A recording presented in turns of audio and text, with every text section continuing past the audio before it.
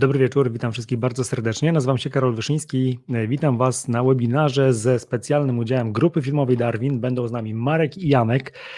Ten webinar będzie się składał z 3 części, można powiedzieć 3 webinary w jednym. Są już z nami nasi wybitni goście. Bardzo się z tego cieszę. Mamy absolutnie drobniutki problem. Co się dzieje? A wiesz co, za szybko włączyłeś, nie dałeś nam się przygotować i jesteś, widzisz, Okej. tutaj takim przodnikiem, ja coś połamałem. Bardzo się cieszę, że to zrobiłeś, bo dzięki temu ten wstęp jest naprawdę dobry. Jest na pewno bardzo ciekawie. Tak, jesteśmy już gotowi. Witamy wszystkich bardzo serdecznie. No, zaczęliśmy z wysokiego K. Czy chciałby, jest tak, można powiedzieć, wysokiego K? Może z niskiego C. Jest z nami dzisiaj Bary, pies Janka.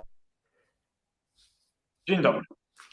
Słuchajcie, moi drodzy, nie żyjemy w normalnych czasach, tutaj początek nie może być normalny i pomyślałem, że zanim przejdziemy do takich technicznych, edukacyjnych, produkcyjnych pytań, chciałem Was zapytać, jak żyjecie w czasach pandemii i czy żyjecie i czy możecie nam dać kilka słów otuchy, nadziei, kilka powodów do radości. Kilka powodów do radości. No to na pewno to się kiedyś skończy. Tak, to jest jeden powód do radości. Jestem zaniepokojony, że Bary biega przy tym. Tak, może przewrócić. Kolejne powody do radości. Mamy nadzieję, to też nie jest tak. Dla jednego to będzie ciekawe, dla jednego nie.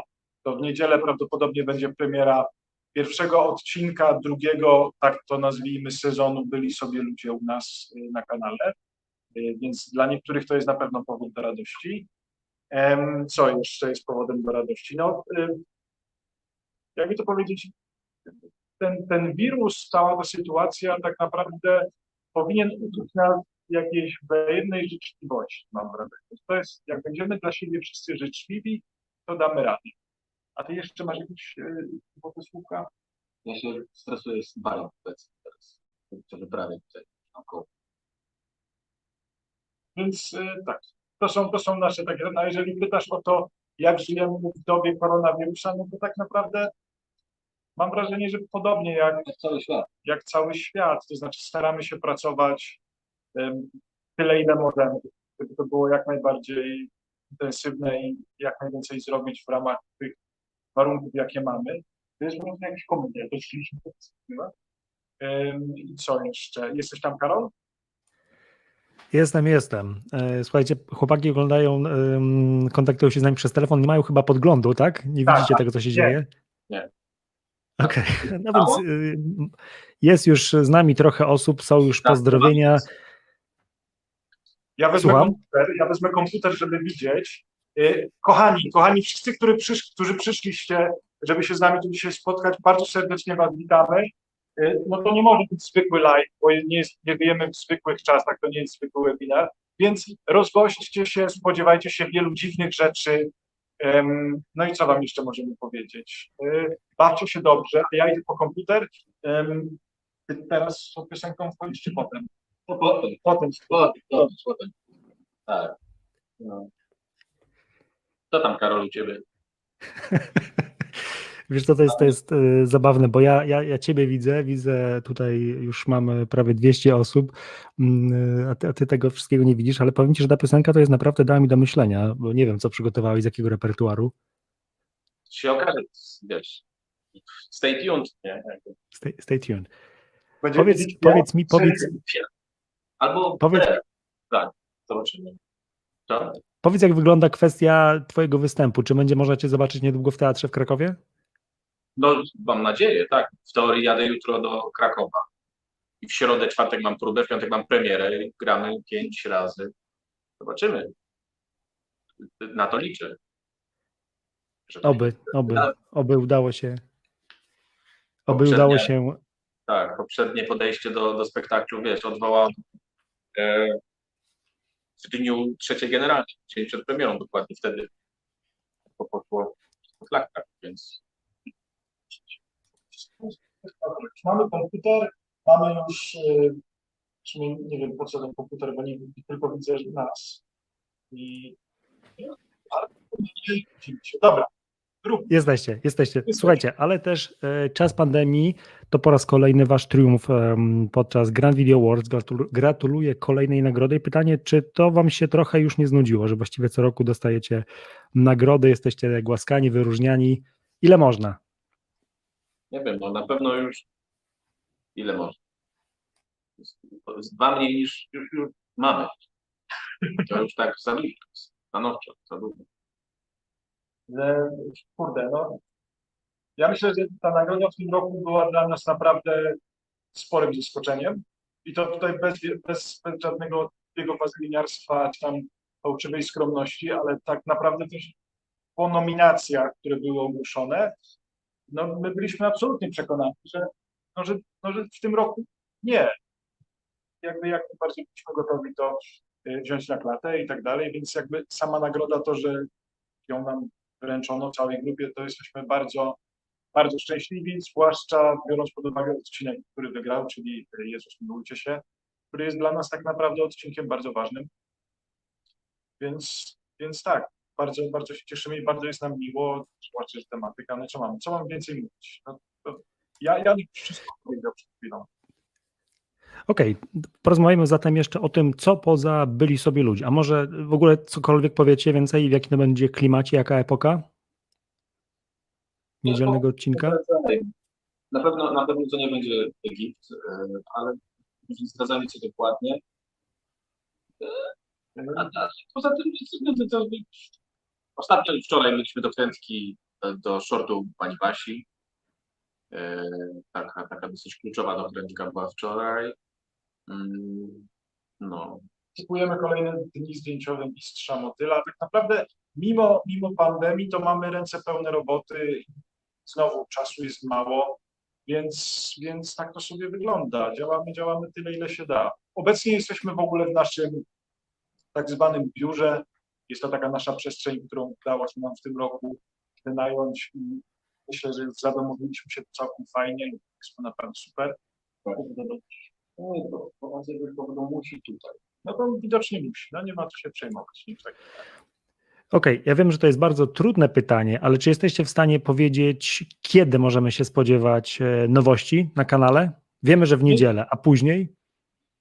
A później to pewnie znowu w niedzielę. No, tak sobie planujemy, że tak jak pierwsza transza ludzi wychodziła co tydzień mniej więcej, tak pewnie i druga transza będzie wychodzić, chyba że w międzyczasie pojawi się jakaś inna premiera, w co wątpię, bo Gwiezdny Szeryf chyba nigdy nie będzie miał premiery. Short pani Basi, no to jeszcze też chwila, bo on się dopiero montuje, a tam też będą efekty specjalne, więc to jeszcze też sekundkę potrwa. Słuchajcie, z Gwiezdnym Szeryfem, jak Gwiezdny Szeryf niżej już światło dzienne, a już światło dzienne, to my zrobimy osobny webinar. Zrobimy osobny webinar, ja tego to pilnuję, bo to będzie fenomenalny case, jakby to powiedzieć, i to być może będzie teraz nieprofesjonalne z mojej strony, że tak to powiem, ale ja wierzę w szczerość. To znaczy ten webinar będzie nosił tytuł jak twoje dziecko może wymknąć się spod kontroli, gdy nie wiesz, jak temu zaradzić. I wtedy wyjaśnimy wam o wiele więcej, niemniej jednak prędzej czy później ten Gwiezdny Szeryf będzie światło dzienne. Short pani Basi, już wszystkie materiały mamy, więc teraz jesteśmy w procesie montażu. Byli sobie ludzie, nagraliśmy 5 odcinków. Mistrz Motyl, przed nami długa droga, jeśli o to chodzi, ale już zaczęliśmy go robić, więc super. No i kolejne rzeczy, no to sytuacja z kolejnymi rzeczami jest niezwykle dynamiczna, tak jak ze wszystkim zresztą teraz, więc wiecie, jak robimy i śpimy. Mamy kilka takich projektów, o których może dzisiaj też coś tam napomkniemy, nad którymi sobie gdzieś powoli pracujemy, które są troszkę odstępstwem od tego, co robimy na YouTubie, a może powiemy potem, potem powiemy. Już przestań się czepiać tutaj, myśleć, co myślisz. No i co? No i tak to wygląda. No tak naprawdę no myślę, że nie zwolniliśmy ani na moment. W miarę tych warunków, które mamy, robimy ile się da. No. Jesteś tam, czy rozumiem? skończyło się. Halo, halo, halo. Załączam pytanie od epickiego Maćka. Dlaczego nie robi efektów do live'a tego naszego? Maćku, za dużo bierzesz, można powiedzieć, więc dlatego nie robisz, ale serdecznie Cię pozdrawiamy i oczywiście życzymy powodzenia i mam nadzieję, że po kolejnych filmach darwinowych też będziesz robił epickie efekty. Panowie, Ja tylko dołączę, że Maciek z nami regularnie w tych odcinkach, w których są efekty, pojawia się i z Maćkiem pracujemy. Maciek, pozdrawiamy Cię gorąco i dziękujemy Ci, że zawsze jesteś dla nas pomocny i robisz te rzeczy. Jesteś wspaniałym fałcem. słuchajcie, mam takie pytanie, powoli już przechodząc troszeczkę do takiej wersji edukacyjnej. Ten czas jest czasem zupełnie nienormalnym. Jak radzicie sobie ze stresem? Myślę, że wszyscy widzowie zdają sobie sprawę z tego, że wasza praca jest pełna stresu i na planie jest bardzo intensywnie, ale ten czas, kiedy jest bardzo trudno cokolwiek zaplanować, kiedy z dnia na dzień mogą być odwoływane zdjęcia, przedstawienia, czy macie jakiś sposób na radzenie sobie z tym stresem, czy w ogóle o tym nie myślicie, jak to jest? Jak radzisz ze stresem w sobie? Ty jesteś jak Howard, Potem płacze, ty gruby jest. Zamknięty krok. to jest. Pomyślałem o tobie teraz w twojej metodzie z stresem, że ty jesteś trochę jak Hal. Jakby tak jak w Avengers I'm always stressed. Nie, ale masz jakieś takie metody poza chałupą? Dobra. A mam, No co mnie COVID nie było. tak, to chodziłem, tak, chodziłem sobie na taniec, no ale już nie chodzę, znaczy, no tak, bo różne właśnie kwarantannowe bądź krakowskie zajętości mnie powstrzymują przed tym, ale chciałbym do tego wrócić, oczywiście, tak, tylko rozsądnie do tego podejść, nie ryzykować niepotrzebnie. Ale no niestety ja nie mam takiej wiedzy, nie mam sposobu jeszcze. Z jakiegoś powodu nie rozgryzłem tego. I no tak, Rozbysz chałupę. tak, i żyłem, Żyłeś. i strzałkami. No, jeśli o mnie chodzi, to ja mam bardzo długą, to nie jest takie. Ja mam bardzo długą historię różnych dziwnych stanów lękowych, stresowych. Jakby w historii Darwina przechodziłem różne etapy. Tak naprawdę stresu związanego z pracą, razem był bardzo, bardzo wysoki. Od jakiegoś czasu, w tym roku chyba w maju, trafiłem na metodę oddychania Wima Hofa. Bardzo serdecznie to polecam, bo jest super zimne prysznice i ta metoda oddychania jest bardzo taka doenergetyzowująca i troszkę można sobie radzić ze stresem lepiej. No i Wim Hof.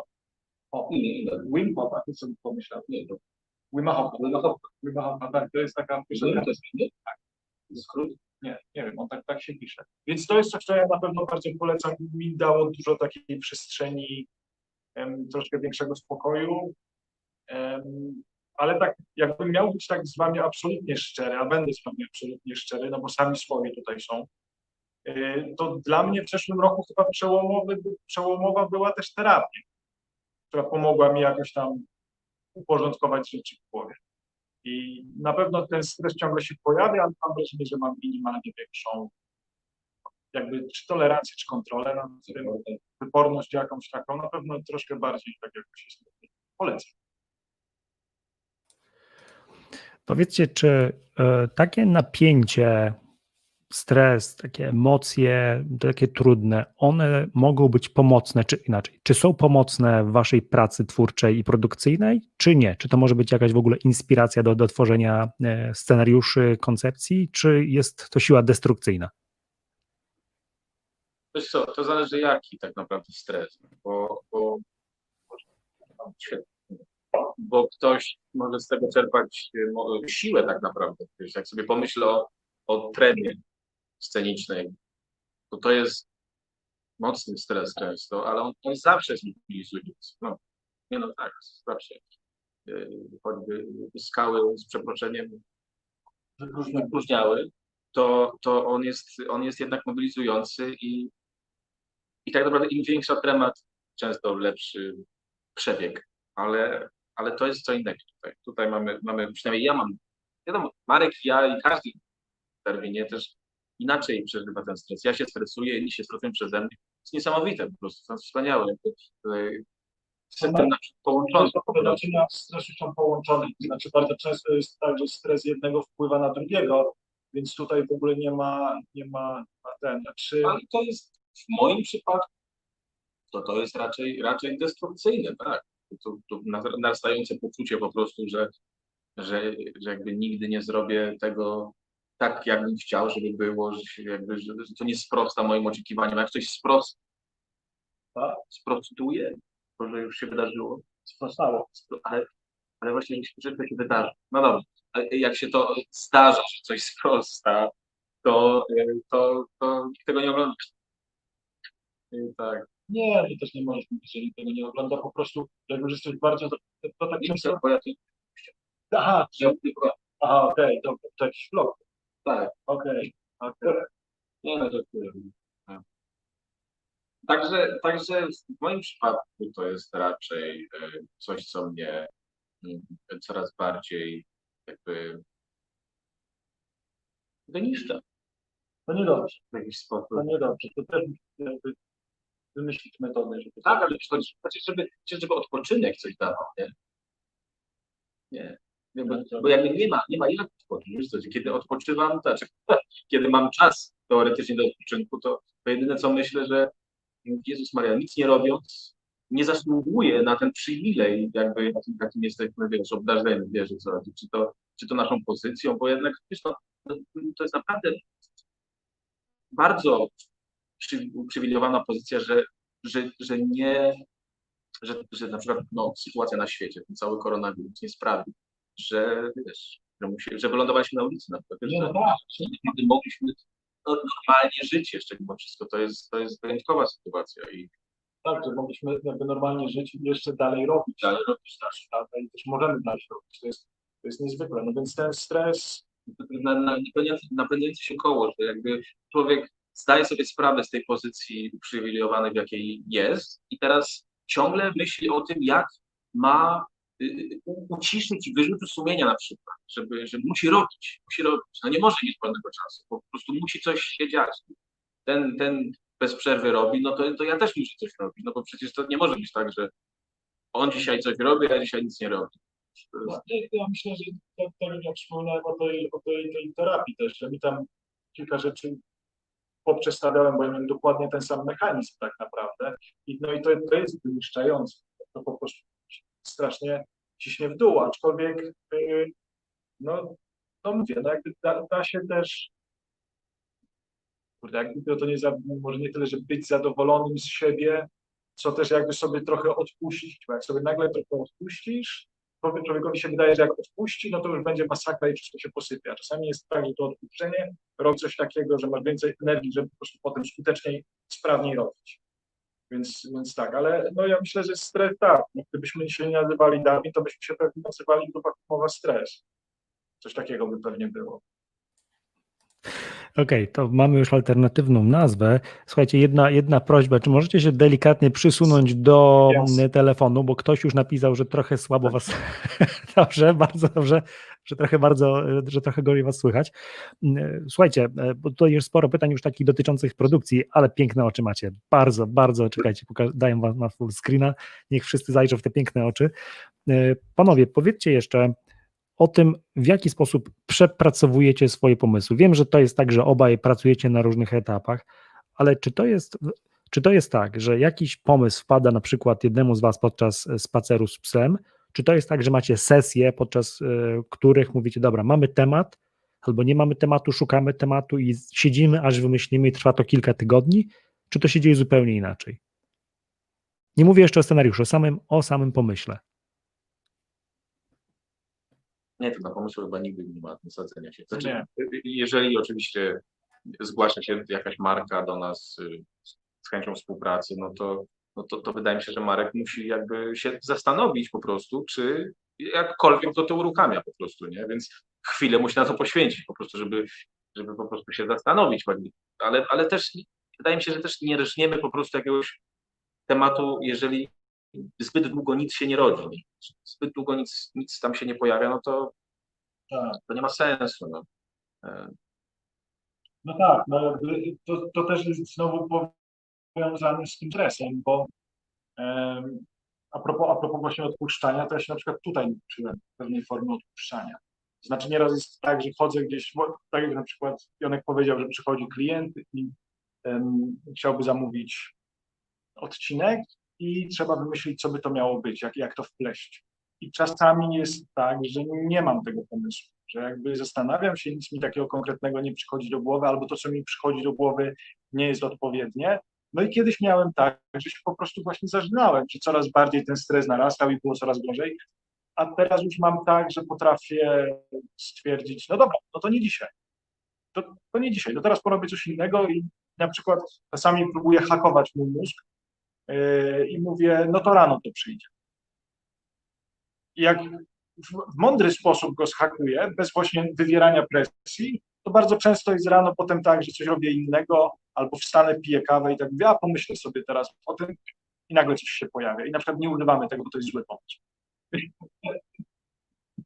Więc to są takie rzeczy. My na pewno trochę inaczej teraz pracujemy, pracując nad troszkę tam dłuższymi formami. To już teraz mamy od jakiegoś czasu takie, teraz praktycznie cały czas online, ale mamy też takie spotkania scenariuszowe, można powiedzieć, że jakby głośno rozmawiamy o pomysłach, szukamy różnych koncepcji, więc tak to sobie wygląda. Okej, a jak wygląda takie spotkanie? Ile razy w tygodniu czy w miesiącu się spotykacie? Jak wygląda wasz zespół, z którym pracujecie? No, tak naprawdę teraz to nie tak często jak powinno być. Pamiętam, że podczas Pierwszej kwarantanny to codziennie mieliśmy kole. Codziennie mieliśmy kole i codziennie one trwały po 4 godziny. Po 4 godziny, tak. To, no, gdybyśmy byli na żywo, bo na początku się spotkaliśmy na żywo, kiedy zaczął się lockdown, no to wiadomo, już nie chcieliśmy jakby ryzykować, więc przenieśliśmy się do internetu i na żywo te spotkania były dłuższe o wiele, bo jest po prostu inna wyporność, jest też inna energia, ale te online'owe po prostu konferencje rzeczywiście są trochę męczące pod takim względem jakimś, jakoś bardziej wysysają energię po prostu, więc tak 4 godziny to był maks, ale za to codziennie. Potem lockdown zniknął, myśmy wrócili do naszych zajęć i planów YouTube'owych i innych rzeczy i tak naprawdę ostatnio wróciliśmy znowu do pracy takiej online'owej nad takim jakimś projektem, powiedzmy. Tak, nad projektem, który chcemy robić na przełomie roku. Planujemy zdjęcia na styczeń. No i teraz tak wróciliśmy i co? I sobie tak pracujemy właśnie. Te online'owe to zawsze jest spotkanie i zawsze jest wymiana myśli. To jest super. Dzisiaj nawet mieliśmy takie spotkanie, w którym wiele rzeczy się pozmieniało w myśleniu o projekcie. I tak właśnie od samego tego gadania i wymieniania się właśnie ideami, to znaczy ktoś rzuca jakiś pomysł, no i nagle obserwujemy to, co to zmienia, co to robi w taki sposób. Jak to może działać, więc tak to sobie wygląda. Parę ci to robisz. Słuchajcie, z tego, co mówicie, to wygląda na to, że ta praca na etapie koncepcyjnym to są bardzo długie godziny dyskusji albo waszej pracy umysłowej. Czy zawsze to tak wygląda, że to jest kilkadziesiąt godzin takich przemyśleń? Czy to jest tak, że przychodzi pomysł i już robimy? Nie, bo w tym wypadku to dotyczy bardziej skomplikowanych form, bardziej długoterminowych i jakby serialowych, jakby rozciągniętych. A jakby kiedy robimy coś naszego, to nie, to jest proces taki jak zawsze. To znaczy Marek coś pisze, ja to dostaję, poprawiam, zmieniam, wysyłam albo nie wysyłam. Nie, no. Więc tak to jest. A w tym wypadku po prostu wiemy, że to jest troszeczkę bardziej skomplikowana rzecz, bardziej o większym rozmachu. Więcej jakby jednostek samego kontentu, jakaś historia do opowiedzenia. Więcej postaci. My też mamy coś takiego, że chcemy się jakby rozwijać dalej No i to są dla nas na pewno takie spotkania, w których możemy to robić, to znaczy zderzać się z pomysłami, czy są właśnie lepsze, gorsze. Więc w przypadku tych YouTube'owych treści zazwyczaj one raz nie są tak rozbudowane, no chyba, że mówimy o Gwiezdnym Szeryfie albo o tych ostatnich odcinkach, które teraz wypuszczamy, czyli Short Basi, Ostatni Wielki Konflikt i Mistrz Motyl, ale te takie mniejsze formy, jednoodcinkowe, one zazwyczaj wymagają dużo pracy, ale nie takiej koncepcyjnej, to znaczy jest prościej w taki sposób. Okej, a powiedzcie, jak dużo pomysłów, nad którymi myślicie i poświęcacie im czasu, w ogóle nie dochodzi do realizacji? Ile waszych pomysłów ląduje w koszu? Stwierdzacie, to nie jest dobre, albo to nie jest na ten moment? No trochę. To znaczy mamy już trochę takich odcinków, które leżą w szufladzie i czekamy na moment, żeby je zrobić i w niektórych mam wrażenie pociąg może już całkiem odjechał i nie wiem, czy je zrobimy, czy do nich wrócimy. Na niektóre mieliśmy plan, żeby robić, ale po prostu nie wystarczyło czasu, na przykład w tym roku. I też musimy wybierać pomiędzy poszczególnymi projektami, zwłaszcza jeżeli robimy je na YouTube'a, bo możemy finansować dzięki wsparciu patronów, ale te pieniądze też są w pewien sposób ograniczone, więc jeżeli zrobimy jedną rzecz, to drugiej nie zrobimy, więc musimy wybierać, co wybrać, co robić. Więc ta szuflada pomysłów, no jest tam sporo rzeczy i mamy nadzieję, że część z nich przynajmniej jeszcze uda się zrealizować. No zobaczymy, jak będzie. Ale tak, no jakby pomysły gdzieś tam nie wszystko realizujemy. Pamiętam, że kiedyś o tym mówiliśmy, że takim naszym wyznacznikiem tego, czy jakiś pomysł jest dla nas dobry, jest to, że jeżeli nawet go długo nie robimy i wrócimy do niego po jakimś czasie, po roku, dwóch, dalej nas uruchamia, jakby wzbudza obrazy i w ogóle, to znaczy, że jeszcze jest wszystko ok. Okej, to więc czekamy na te kolejne. Jest sporo pytań takich produkcyjnych, więc będziemy Super. powoli też, jeżeli macie, słuchajcie, macie pytanie do Marka Janka, piszcie. Może pytanie o to, który pies jest grzeczniejszy, może innym razem. Dzisiaj bardziej o kwestiach produkcyjnych, promocyjnych Grupy Filmowej Darwin. Myślę, że jest bardzo wielu waszych fanów, ludzi także, którzy na przykład są jeszcze w szkole aktorskiej i w ogóle myślą o produkcji bardziej profesjonalnej i chcieliby robić tak jak Darwini. Ktoś nawet skomentował ten plan dzisiejszego spotkania, prawdziwie hollywoodzki rozmach. Powiedzcie, czy to było tak, że gdy zaczynaliście, od razu stwierdziliście, tak, dążymy do tego, żeby to był plan filmowy, żeby to było jak najbliższe tej doskonałości, czy to było tak, że właściwie, że to wynikło z jakiegoś przypadku? Bo przecież mogliście zacząć nagrywać telefonami, pójść drogą taką youtuberską, prostymi, sketchowymi rzeczami, a wybraliście taką drogę, nazwijmy to filmową. Skąd się to wzięło? Ja nie wiem, ja mam wrażenie, że to po prostu było jakby oczywiste. W sensie nie wiedzieliśmy wtedy, wiesz, co będzie na końcu tej drogi. Teraz jeszcze tego nie wiem, ale wtedy po prostu na pewno chcieliśmy robić tak profesjonalnie, jak umiemy, jak możemy, jak mamy możliwość. I oczywiście porównując to do dzisiejszego stanu rzeczy, jak te nasze plany wyglądają, no to też była w pewien sposób, porównując oczywiście, to amatorka. Ale dla nas wtedy to była, no jak, no mamy operatora, mamy dźwiękowca, mamy charakteryzatorkę, mamy w ogóle dzień zdjęciowy zorganizowany, przejazd, kanapki. Także to było coś niesamowitego w ogóle i wydaje mi się, że dla nas to po prostu była jedyna opcja, jedyna możliwa droga, bo myśmy chcieli po prostu robić filmy, jakby No tak, no tak, jak się wychodzi z jakiejkolwiek, myślę, szkoły, z jakichkolwiek studiów, to jeżeli ten człowiek idzie w tym kierunku, który studiował, to chce robić to jak najlepiej, chce robić jak najbardziej profesjonalnie, prawda? No, wyszliśmy z tej aktorskiej szkoły i jakoś tak myślę, że i to już mieliśmy i jeszcze w nas to wpojono i jeszcze tylko utwierdzono w przekonaniu, że warto tylko profesjonalnie, po prostu. Ja myślę, że do tego wszystkiego dochodzi też element prywatny, to znaczy jakieś takie nasze wewnętrzne zamiłowanie do kina i do doświadczenia kina w kinie i do dobrych filmów, dobrych historii, które po prostu jakby budzą emocje. Więc to się po prostu z tego wzięło. Ja myślę, że my byśmy nie mogli inaczej, bo nas takie rzeczy interesowały, takie rzeczy nas jakby najbardziej kręciły. No i w tych rzeczach sobie tam powoli stawialiśmy pierwsze kroki, ucząc się wszystkiego od zera tak naprawdę. Słuchajcie, a jak Janek wspomniał o tych początkach, że już, że to, co robiliście na początku, te kilka lat temu, 7 czy 8, nieważne. Zdaje się. Jeżeli możecie porównać plan dzisiejszy od tego planu sprzed lat, jaka jest różnica, poza tym, że wy wiecie znacznie więcej? Jakie są elementy, które różnią te dwa plany? Na pewno jest więcej osób już teraz. Na pewno dzięki Karolowi mamy też jakby większą wiedzę, świadomość, jakby to powiedzieć,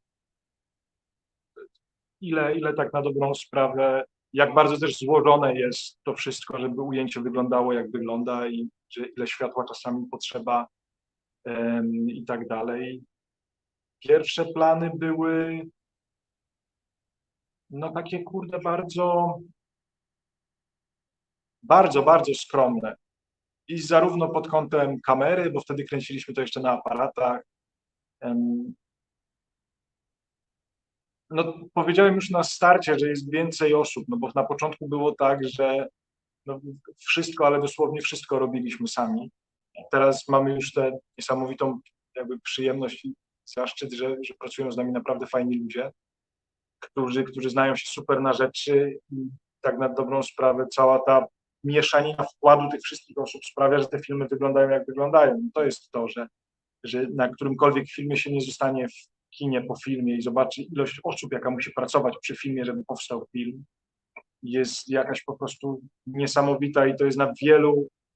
To, że jest dużo ludzi na planie, to jest jedna rzecz. Ile jest potem ludzi zaangażowanych w postprodukcję filmu, to jest jeszcze kolejna rzecz. Więc ja na pewno cieszę się, że to, co teraz mamy, to jest na pewno pewna już sprawdzona ekipa. To znaczy ludzi, z którymi lubimy współpracować, którzy mam nadzieję lubią współpracować z nami. I to, że faktycznie każdy tam ma swoje miejsce i może no, dać jakiś swój wkład. Tak. Na pewno były mniej stresujące te plany.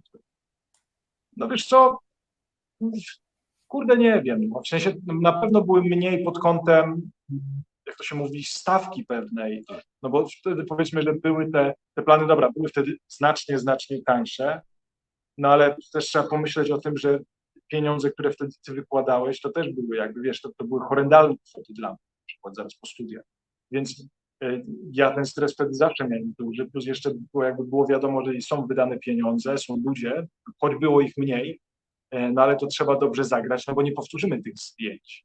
No, tak. Ale chcielibyśmy tam Mistrzu Motylu na przykład, wiesz, no to wiesz, udawało nam się nagrać, wiesz, 6 odcinków jednego dnia, oczywiście te odcinki miały po 2-3 minuty, ale mimo wszystko to były takie właśnie liczby i no na pewno, wiesz co, to wszystko jakby porównując do dzisiejszych planów, nie? W porównaniu do dzisiejszego planu, to stres był na pewno. My się docięliśmy? Nie, Karol, jesteś? Jestem, ja was słucham. Okej, nie, laptop więc ja go nie mam. Zastanawiam. Więc porównując po prostu do obecnych planów, na pewno stres był mniejszy. No właśnie dlatego, że była inna stawka. Nikt nas, wiesz, jak kręciliśmy Mistrza Motyla, nie mieliśmy kanału, nikt nas nie oglądał, nie mieliśmy jeszcze poczucia, że będziemy musieli walczyć o widzów, wiesz, o oglądalność albo zbierać ich, albo w ogóle nic nie wiedzieliśmy, wiesz, po prostu chcieliśmy to zrealizować. A na pewno też był jakiś tam stres, że wiesz, tu mamy jeszcze 6 odcinek do nagrania, słońce nam ucieka. No, wiadomo, to są takie rzeczy. No. Ale kwestia słońca i chmur to jest standard. Chyba to nigdy Powiedzcie, czy był jakiś moment przełomowy? Czy można powiedzieć, że przed tym filmem było inaczej, a po tym filmie wszystko się zmieniło? Czy to był taki proces, który trwał miesiącami? W którym momencie przeszliście na przykład z aparatów na kamery? Chyba z aparatów na kamery przeszliśmy, jak robiliśmy wielkie konflikty. Pierwsze. Bo już na wielkich konfliktach pamiętam, robiliśmy to ze wsparciem filmbustersów, którzy wtedy dali nam, którzy wtedy jakby udostępnili nam kamerę. Bary też tam zjada. Więc to był jakiś taki moment przełomowy. No i faktycznie te wielkie konflikty były też dla nas momentem przełomowym, jeżeli chodzi o kanał, to znaczy, bo tam udało się uzyskać efekt tego virala i tego, że to po prostu samo poszło. Więc wtedy jakby staraliśmy się podbić jakość tego projektu, jakim były wielkie konflikty. No być może to był jakiś pierwszy punkt przełomowy, potem pojawił się Karol i już odkąd był Karol, to już była tylko kamera. Więc z takich rzeczy to chyba było w ten sposób. No. Jest pytanie, przejdźmy do konkretów. Może jak to jest dobrze zaplanować plan zdjęciowy? Jak to robicie, że macie światło do ustawienia, to, że aktorzy czekają na planie, czy przyjeżdżają później? Podzielcie się proszę kilka tajemnicami planu grupy filmowej Darwin. No tak na dobrą sprawę organizacja tych naszych planów niewiele różni się od organizacji, znaczy inaczej. Staramy się robić to tak, jakby się robiło to w normalnej, profesjonalnej produkcji filmowej. My nie stosujemy jeszcze na przykład stricte kalendarzówki. Już od dłuższego czasu wysyłamy zawsze maile, o której na planie, to sobie wcześniej planujemy, o której przyjeżdża ekipa na plan, o której mniej więcej będziemy rozłożeni, o której ma przyjechać dźwiękowiec Robert, nasz wspaniały. Więc takie rzeczy już po prostu gdzieś tam z góry sobie potrafimy przewidzieć. To, czego nie robimy, a co robi się w filmach, czyli kalendarzówkę pod tytułem rozkład dnia, to znaczy, że od tej godziny do tej robimy to ujęcie, od tej tę scenę i tak dalej. No bo to wynika z kolei z tego, że to jest z angielskiego, bym powiedział, bardzo close to the chest.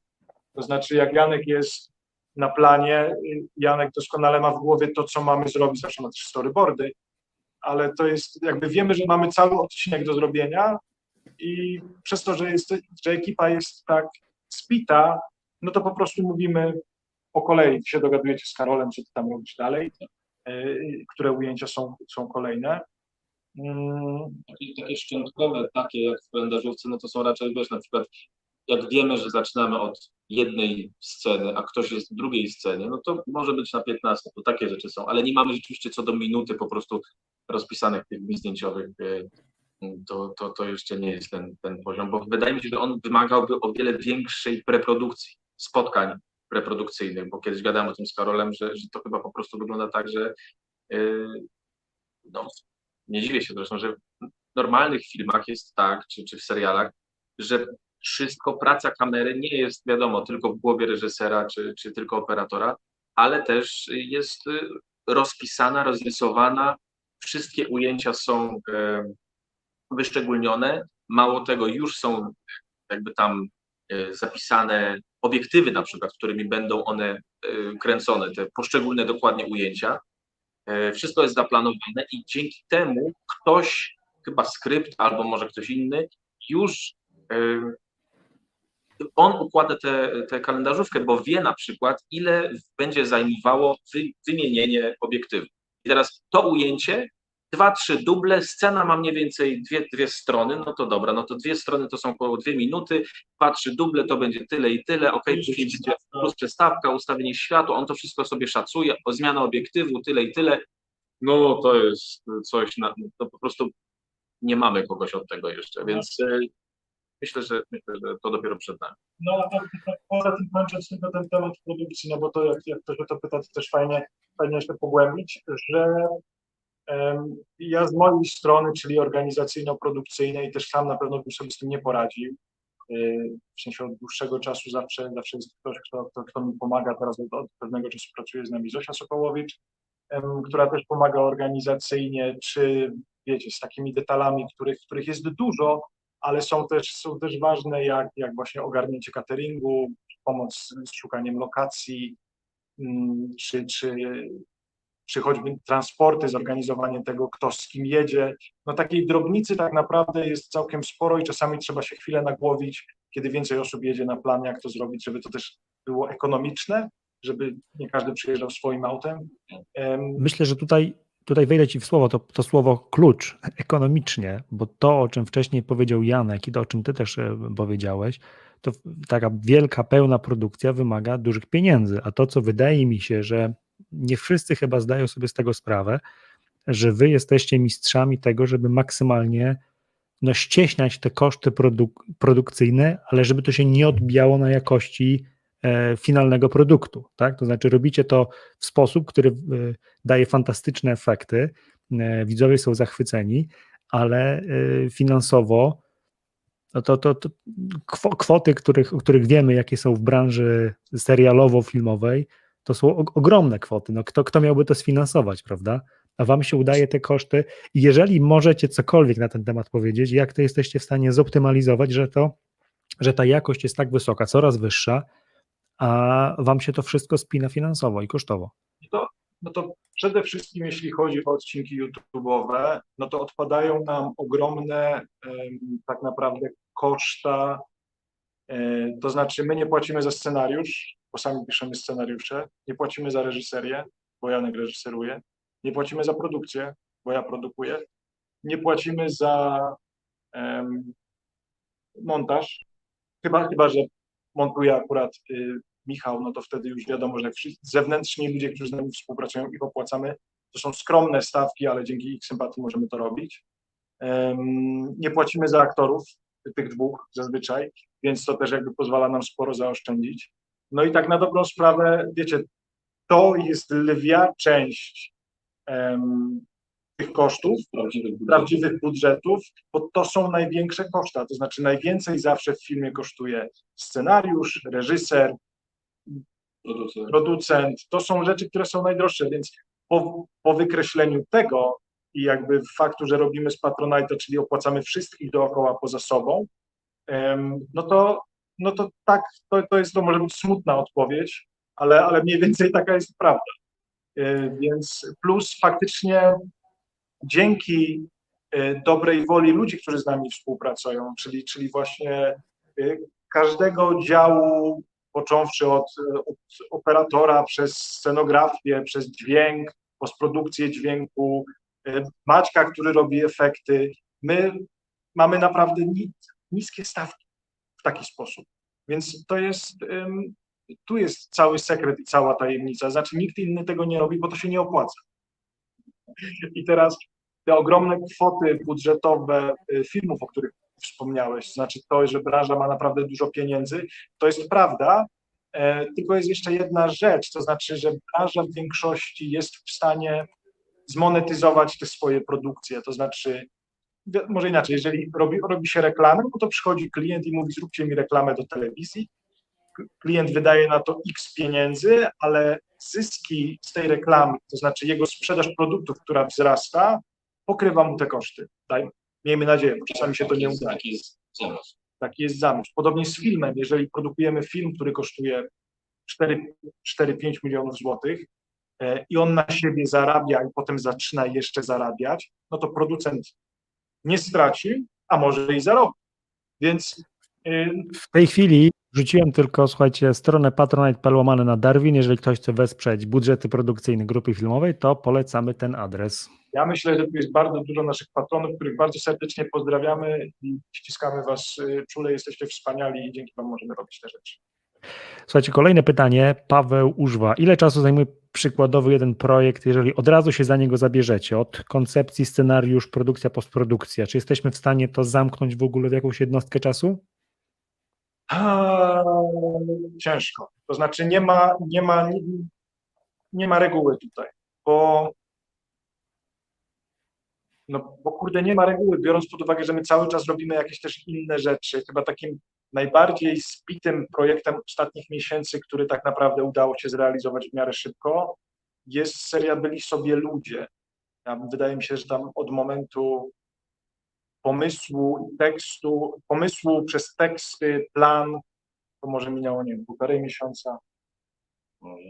Może no tak, ale to się nie zdarza, że możemy poświęcić się praktycznie jednemu projektowi, tylko jednemu projektowi, więc jakoś tak ciężko określić mniej więcej, ile by to mogło trwać, bo faktycznie zawsze są jakieś 2-3 inne, które się właśnie albo kończą, albo dopiero zaczynają, albo jesteśmy w trakcie równolegle po prostu, Więc tak, no.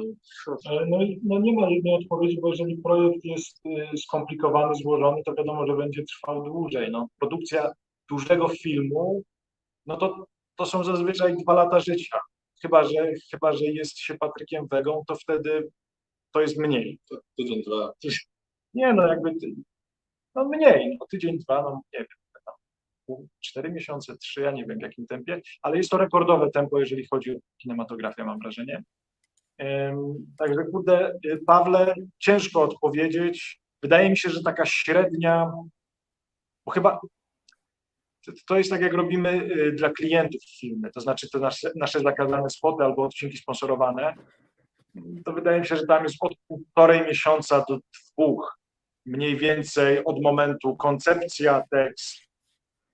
Tak, tylko że tam jeszcze wiecie, jest ten komfort, znaczy to nie, może nie tyle, że komfort, tyle, że tam jest termin. Jakby narzucony z góry, są większe środki, żeby opłacić ludzi, więc tam po prostu musimy dopinać i jakoś dalej. Dlatego też się staram... Czekaj. Co jest? Pani, czy ja skończyłem? Już się schowałem, już mów. Ja teraz zapomniałem, co chciałem powiedzieć. Dziękuję panu bardzo. Tak, Mówiłeś o tym, że produkcje... Marek, nie warto. Dobrze, mów. Mówiłeś o tym, że produkcje komercyjne dają więcej wolności, tak? Więcej... Może nie tyle wolności, tyle, że jest termin. Chciałem tylko dodać, że dlatego my każdy ten odcinek sponsorowany staramy się zrobić, żeby był jak najbardziej pełnoprawnym odcinkiem, który daje widzowi to, po co przychodzi na kanał, bo wiemy, że to zabiera nam czas, ale odcinek, który w zamian za to wypuszczamy, chcemy, żeby też dał widzowi tyle samo satysfakcji, co nasze odcinki. Tak, żeby to nie była tylko reklama, żeby nie miał poczucia, że ogląda tylko reklamę, żeby to też miało jakieś inne wartości, czy to humorystyczne, czy filmowe, czy są nasze postaci, które jakby poszerzamy, i życiorysy, coś, no cokolwiek. Powiedzcie, jesteście na takim skraju pomiędzy światem filmowym a światem reklamowym. Czy nie mieliście takiej pokusy, żeby zarzucić swoje plany i marzenia o filmach, a skupić się tylko i wyłącznie na robieniu reklam? Przecież są pieniądze, są budżety, dlaczego by nie pójść w tą stronę? Oj nie, bo to by było jak, wiesz, jak ten. To my byśmy byli jak niepodlewane kwiaty. Byśmy zwiędli. To się dzieje z niepodlewanymi kwiatami? Uschnęlibyśmy, bo no nie, my jesteśmy akurat pod tym względem chyba za bardzo, nie wiem, tacy za bardzo chyba zbyt się tym, co w środku czujemy, kierujemy, tak mi się wydaje, bo Poza tym też, jakie to miały być reklamy? To znaczy, zawsze czytamy, no powiedzmy, przez pierwszą godzinę komentarzy pod odcinkami i tam na przykład pod naszymi spotami zakazanymi, wiesz, już dawno się tak nie nazywa, ale powiedzmy tymi zakazanymi spotami naszymi, zawsze są komentarze jakieś tam, że no to są takie reklamy, to mógłbym oglądać w telewizji. No, a ja zawsze mam coś, ale ta reklama ma pół godziny na przykład, nie? Collegium Da Vinci. Jak by to miało lecieć w telewizji? Właśnie to jest to, że Collegium Da Vinci teoretycznie jest sponsorowanym odcinkiem, ale dla mnie to jest po prostu pełnoprawny odcinek kolorowy o naszym Leonardo, jego szkole, jego uczniach. który dzięki temu, że była współpraca z klientem, udało się tak naprawdę wpleść dużo treści takiej, no właśnie kurde, od klienta, takiej, co do której się dogadaliśmy i się zgadzaliśmy. No jakby tak, no akurat Collegium Da Vinci jest takim naprawdę, jak dla mnie, przykładem bardzo udanej współpracy dla nas i dla klienta, bo wyszła z tego naprawdę bardzo fajna rzecz. Tak, no, ale normalne reklamy mają 30 sekund, tak, w telewizji. I zrobić taką reklamę dobrze, to też jest ogromna sztuka i to naprawdę podziwiam tych, którym się to udaje, ale nas chyba właśnie bardziej interesują jakieś takie trochę dłuższe formy, no tak. Ja nie chcę rzucać, że to dwugodzinne filmy, bo jeszcze żadnego nie zrobiliśmy, ale Ja mam dwugodzinne? Nie pokazałeś w tej pory? Nie, bo ja stosowałem. Czy w delete nacisnąłem, jak jakoś... Delay, tu jesteś delay. No w każdym razie myślę, że to było, że w momencie, kiedy nie moglibyśmy już opowiadać żadnych historii, nie tworzyć żadnych światów, ani bohaterów, to pewnie no, stracilibyśmy zapał. Słuchajcie, powiedzieliście o tym, że jesteście bardzo dumni ze współpracy z Kolegium, która trwa ponad pół godziny. No, myślę, że to, co widać już od dłuższego czasu, to coraz dłuższe kreacje. Chyba już długo nie było czegoś poniżej 10 minut, tak mi się wydaje. 5 odcinków, 5 odcinków byli po 4 minuty. Nie, no jasne. Fajnie, oglądasz kanał. Tak, tak. Dobrze, ale zmierzam do tego, że czy to nie jest tak, że może inaczej, czy wy się czujecie gotowi mentalnie i produkcyjnie na to, żeby zacząć produkować czy do telewizji, czy na VOD seriale i filmy, czy to jest jeszcze nie ten moment i w ogóle o tym nie myślicie? Ja bym to określił jako proces. To znaczy, ja na pewno już jakiś czas temu odkryłem, że ja się nie czuję gotowy pod kątem produkcyjnym do ogarniania znacznie bardziej skomplikowanych form, ale stąd, że tak powiem, powziąłem decyzję i wykonałem kroki i zapisałem się na studia podyplomowe z produkcji do Łodzi. Bardzo ładnie się te studia nazywają, są to międzynarodowe studia dla producentów kreatywnych. To znaczy ja też poczułem, że docieram do pewnej granicy tego, co wiem i tego, w czym czuję się bezpiecznie.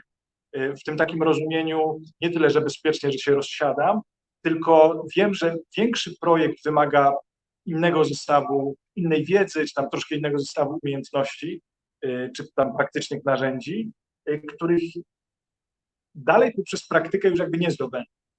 Więc dla mnie to jest jakiś taki kolejny etap, taki mam nadzieję, że taki pomost pomiędzy tym, co robimy teraz, a tym, co chcemy robić jakby za chwilę, za tymi większymi rzeczami, więc ja mogę spokojnie, bez bicia nawet, nie musicie mnie bić, mogę odpowiedzieć, że tak, że jestem w procesie zdobywania tych umiejętności, bo ja myślę, że każdy z nas ma jakieś tam takie lęki, bo to jest absolutnie normalne przed zrobieniem czegoś większego.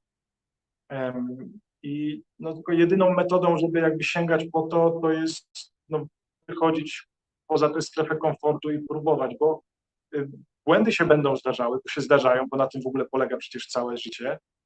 Po prostu trzeba się nie załamywać i podnosić i robić dalej. Dobrze. Ponad rok temu wujek Chip 841. Sprawdziłem na kanale. Pomijając serię Byli sobie ludzie. A tak, to wszystko powyżej 10 minut. Dobrze, słuchajcie, jeżeli macie pytanie produkcyjne, to teraz jest ten czas, bo powoli do części produkcyjnej zbliżamy się już do jej końca, więc wrzucajcie pytania. Bardzo duże pytanie od Pawła.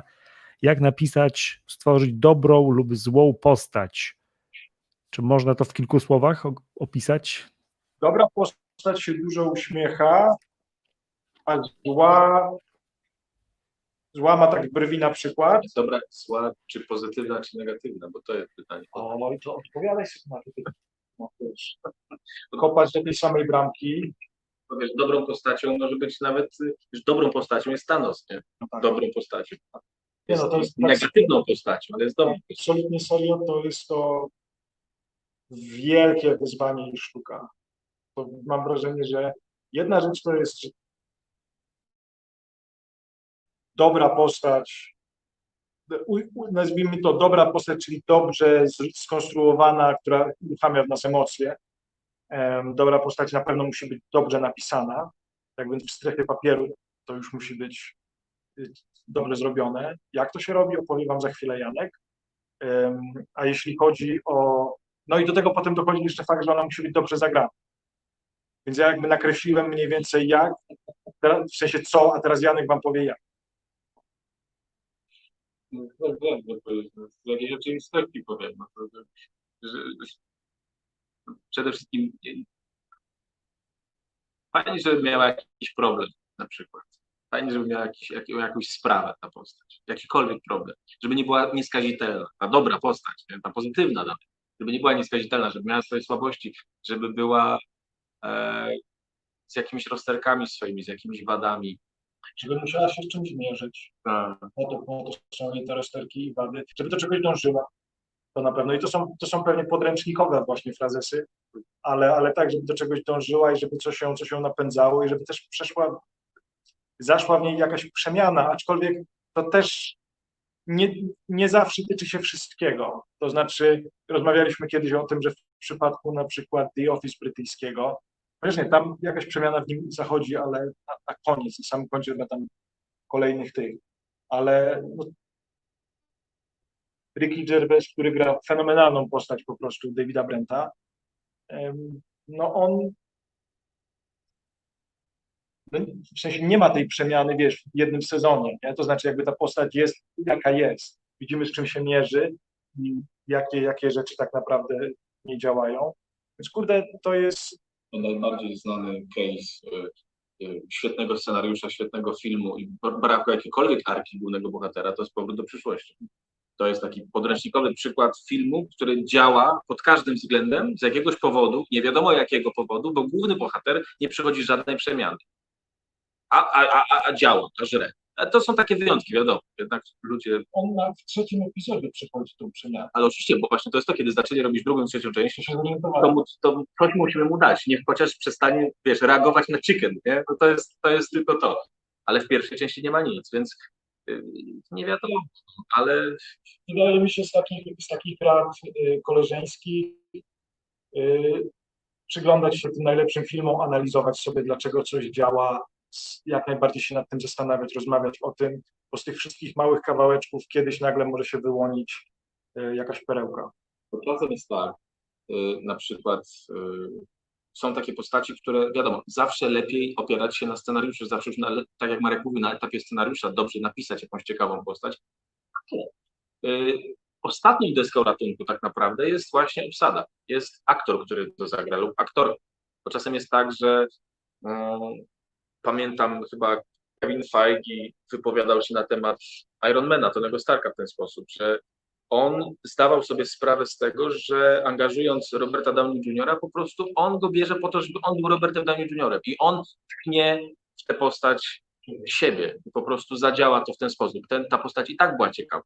Ale prawda jest taka, że on swoją charyzmą niósł tę postać przez tyle lat i wtedy postać nie musi być tak, jak właśnie wtedy pomyślałem o tym Rickim Gervaisie, że może to wiesz, czasem ktoś ma w skarbczyku, po prostu wie, że on to ma, po prostu wiesz, co chodzi. I niuansami tak naprawdę, które nie są zapisane w scenariuszu, ale jakimś spojrzeniem, jakimś delikatnym uśmiechem, nagle opowie nam coś dodatkowego. Nagle widzimy, że ten człowiek się śmieje, ale nagle coś tam się zadziało innego i się zastanawiamy, o co chodzi. I stwarza to faktycznie jakiś ciekawy wymiar tej postaci. Zresztą Jakieś zaplecze, jakiś backstory nagle się pojawia. jest nawet legenda o Johnnym Deppie, który tak naprawdę sprezentował nam kapitana Jacka Sparrowa takiego, a on był na papierze zupełnie inny. Także to też jest jakaś tam kolejna. W warstwie tekstu był taki. To bardziej chodziło o to, że on w pierwszej części był napisany jak normalny, cwaniakowaty pirat, tak. A on zrobił z niego Takiego kogoś. Więc jakby jeśli chodzi o te postaci już na sam koniec, no to po prostu trzeba brać najlepszych na świecie aktorów. Wtedy nie ma. Wtedy można pisać papierowe postaci. Tak. Meryl Streep. Słuchajcie, zaczepiając wasz świat i uniwersum Darwina, czy wy jesteście sobie w stanie wyobrazić taki moment, że któregoś dnia stwierdzacie, nie bawi mnie to już, nie chcę być przed kamerą, ale uniwersum Darwina niech sobie dalej rozwija się, ale bez nas przed kamerą. Czy w ogóle wyobrażacie sobie taki moment, czy wręcz przeciwnie? Darwin to wy i tak już będzie zawsze. Ja nie wiem, kto by chciał się za to wyobrazić.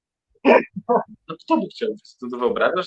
My nie jesteśmy Stanem Lee po prostu, że teraz pojawi się Mariusz Brodzisz i wiesz, Kevin Feige, w sensie taki polski, Mariusz Brodzisz i on powie, no ja chciałbym teraz w innym kierunku pójść z Darwinem i nagle, gdzie no?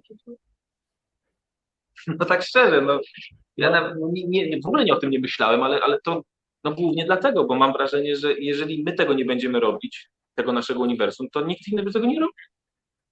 Kto by to robił? Ja myślę, że tutaj być może zgadzam się z tobą, ponieważ jest pewne, że tak to określę, wąskie gardło w naszej pracy. To znaczy fakt, że z ideami odcinków głównie wychodzimy my i my wymyślamy, co się ma dziać dalej. I tak na dobrą sprawę nie mamy w tym naszym otoczeniu takiej trzeciej lub czwartej lub piątej głowy kreacyjnej, która przyjdzie i powie, słuchajcie, mam taki super pomysł, zróbmy to, a my powiemy, ten pomysł naprawdę super, zróbmy to. Więc Albo zrób to. albo zrób to. I wydaje mi się, że to może być pewne ograniczenie do tego, żeby to żyło dalej, bo kiedyś przeczytałem taki cytat, że jakby tworząc jakikolwiek projekt, tak jak w naszym przypadku uniwersum, to w pewnym momencie nadchodzi moment, w którym to zaczyna samo żyć. I twoim jako twórcy jedną mądrą rzeczą, jaką możesz zrobić, to jest to zostawić. Mam wrażenie, że trochę tak było z Marvelem. To znaczy Marvel na tyle uruchomił, miał, wiesz, wielu scenarzystów, miał wielu rysowników, po prostu grafików, że ten świat mógł się rozwijać nawet wtedy, jeżeli stworzyliśmy postać Wolverina, to ktoś inny mógł napisać scenariusz do tego i ta postać już żyła. I na takiej zasadzie to może się rozwijać dalej. Wydaje mi się, że na tym etapie, na jakim my jesteśmy, to nasze uniwersum, pomimo tego, że rozwinięte jest faktycznie oparte gdzieś tam na nas, no i chyba nie mamy dopływu czegoś takiego. To znaczy, to jeszcze nie są chyba aż tak uniwersalne postaci. Nie wiem, może się mylę, może teraz coś biadolę. Ale wydaje mi się, że gdyby ten świat miał się rozwijać, ten nasz, i Darwin jako Darwin miałby tak rosnąć, to faktycznie potrzebowalibyśmy takiej krwi ludzi, którą moglibyśmy po prostu przelać jako ofiarę do przeróżnych tam bóstw, które słuchają. Słuchajcie, jest sporo pytań produkcyjnych, różnych, także takich bardzo stricte technicznych, na przykład dotyczących dźwięku na planie. Ja myślę sobie, panowie, że naprawdę przydałoby się, żebyście kiedyś wy zrobili swój własny webinar albo Nie do mnie nawet przychodzisz. nawet jakieś szkolenia, gdzie będziecie mogli podzielić się swoją wiedzą. Słuchajcie, więc zadawajcie chłopakom pytania w komentarzach. Mam nadzieję, że któregoś dnia coś takiego zrobią. Nie kończymy jeszcze całego webinaru, ale będziemy przechodzić teraz do części innych, na przykład części produkcyjnych i produktowych, a historii, bo Na już o tym nasze wielokrotnie. możliwości. To Tak. też pamiętajmy, że konflikty na pierwszym kanale, bo to powtarzamy co jakiś czas, ale za każdym razem są przecież jacyś nowi widzowie, nowi ludzie, którzy jeszcze nie słyszeli tej historii, ale pierwsze 8 konfliktów było na starym kanale najpierw, więc musieliśmy je stamtąd przenieść, usunąć je stamtąd i wrzucić na nowy kanał, kiedy otwieraliśmy nowy kanał. I pamiętam, że to był, tak, wtedy dylematy były srogie były dylematy, bo jak film nagle po tych 2 latach bardzo małych wyświetleń, nagle film, tam powiedzmy Słowacki Mickiewicz ma 100 000 wyświetleń, po prostu byliśmy przekonani, no może nie, obawialiśmy się, że my nigdy już po wrzuceniu na nowy kanał tego odcinka po raz drugi nie dobijemy do tego wyniku, że to jest jakby raz, to się wydarzyło i koniec. Jakby nie przebijemy tego drugi raz. Więc to mamy na myśli, mówiąc, że viral, bo rzeczywiście jak coś nagle wyskakuje do 100 000, podczas gdy poprzednie odcinki miały po 300 wyświetleń, po 500 wyświetleń, no to dla nas było po prostu w ogóle wow. Okej, ja nie chcę wracać już do tej historii, jak było ze starym kanałem, z tym przejściem, z Krzyśkiem Gonciarzem, ale chciałbym porozmawiać o tym tu i teraz, bo każdy z waszych filmów to jest od kilkuset do powyżej 1 000 000 wyświetleń. Czy wy czujecie, że macie przepis na viral? To znaczy na to, że ludzie będą to oglądać, że te powyżej tych 100 000 widzów będzie na każdym filmie, czy nie? Czy żyjecie z tą świadomością, nie, to będzie ten film, który nie przekroczy tej granicy, czy nie? No nie, w sensie ja myślę, że my już jakiś czas temu, przynajmniej ja, rzuciłem z głowy takie, wiesz, oczekiwania i marzenia pod tym kątem. Ty nie? Nie, ja wiem, jakby jeśli damy Marka na miniaturkę, mamy 100 000, jeżeli damy Janka na miniaturkę, mamy kolejne 100 000. To jest prosty algorytm po prostu, to jest proste działanie matematyczne. To jest 200 000, to nie jest chwila. Nie jest, to prawda, to jest już, wiesz, fajny start. Ja może też wejdźmy do tego, czym jest viral, to znaczy w moim rozumieniu. Viral w moim rozumieniu jest czymś, co wychodzi poza kanał. Tak. W sensie, że jakby on trafia nie tylko do widzów, którzy przychodzą tutaj zobaczyć, co robimy, tylko także do widzów, którzy jakby nie mają w zwyczaju trafić, tylko ktoś po prostu mówi, wow, zobacz ten film, on jest naprawdę fajny i ten ktoś się daje przekonać. I dla mnie to jest viral. To znaczy viralowo rozszedł się stand-up Jezusa, ponieważ on przekroczył w ogóle wszelkie jakieś tam te nasze rzeczy. Myślę, że Collegium Da Vinci też poszło mocno. Mimo, że niby subskrypcji mamy więcej, ale wiemy, że jakby... Aktywnych widzów jest troszkę mniej, więc jakby to jest viralem i czy mamy na to przepis? Absolutnie nie. Robimy wszystko, co w naszej mocy, by zrobić film jak najlepiej, ale nie bierzemy się za tematy, które mogą się wydawać akurat, nie wiem, jakimś tematem tabu, czy tematem, który jest nośny. Jakby nie podpinamy się pod żadne fale, po prostu robimy te rzeczy, które akurat czujemy, że chcemy zrobić. Więc niestety przepisu na viral nie mamy. No jakby jedynymi stałymi składnikami tej naszej potrawy jest, mam wrażenie, zazwyczaj tekst, jakość, aktorstwo. Staramy się, żeby było jak najlepiej. No i dużo nadziei, bardzo dużo nadziei, że to się faktycznie poniesie. Ja tylko jedną rzecz wrzucę, ponieważ mamy dzisiaj taką instalację, jeżeli chodzi o kamerę, a aktualnie jesteśmy nagrywani z telefonu, tylko że ten telefon też się kiedyś skończy. I okazuje się, że on się skończy za jakieś 18%. I co to dla nas oznacza? Spokojnie, spokojnie. To oznacza dla nas, że po prostu przełączymy się na laptopa. Ale ja będę czuwał w pewnym momencie, kiedy będę widział, że jest koniec, po prostu, Karol, będziesz mógł nas wpuścić z laptopa jeszcze? Tak, jak najbardziej. No, to tak tylko mówię, żeby nie było żadnego że skończymy ten webinar, kiedy się skończy, a nie wtedy, kiedy telefon się skończy. To bardzo dobra wiadomość. Bardzo Ci dziękuję za to, że mamy więcej niż 18%.